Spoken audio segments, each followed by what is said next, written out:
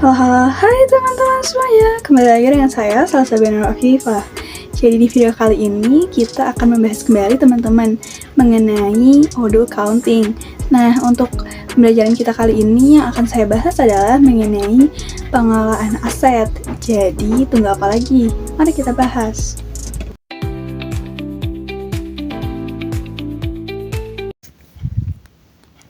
Aset adalah sumber daya yang dikuasai oleh entitas sebagai hasil dari peristiwa masa lalu dan diharapkan akan memberi manfaat ekonomi di masa depan.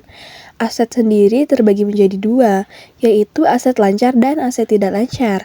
Contoh aset lancar di sini adalah perlengkapan, sedangkan aset tidak lancar dapat berupa peralatan, kendaraan, maupun bangunan.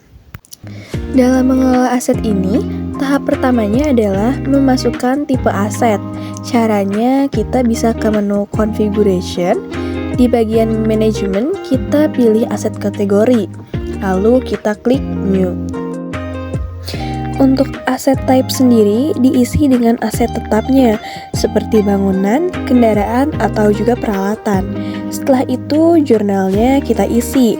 Di bagian aset account, contohnya kita akan menginput aset berupa bangunan, maka kita cari account buildings. Lalu, pada depreciation entries, ini menyesuaikan akun sebelumnya teman-teman. Karena tadi kita menginput akun buildings, maka pada depreciation entries ini akan muncul akun depreciation building teman-teman. Depreciation entries pada bagian kanan juga diisi sama ya teman-teman seperti depreciation entry sebelumnya. Pada periodicity, time method based on-nya terdapat dua. Yang pertama ada number of entries, lalu yang kedua ada ending date.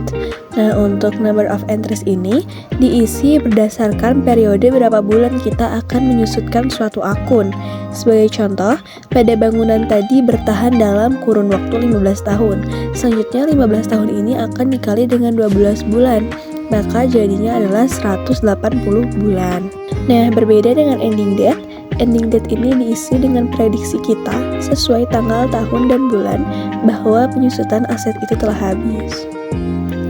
Informasi tambahan bahwa biasanya perusahaan menggunakan number of entries.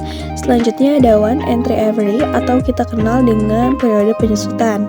Nah, ini disesuaikan sebagaimana perusahaan. Biasanya per 6 bulan, per 3 bulan, ataupun hanya per bulan. Nah, untuk depreciation dates-nya, ini ada based on last day of purchase period dan juga ada manual.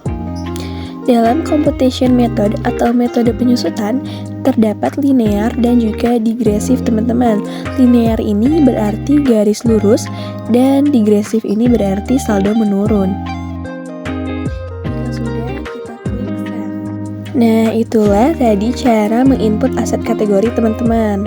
Selanjutnya kita akan menginput nama aset, yaitu dengan kita ke menu accounting, lalu kita pilih aset, lalu kita klik new.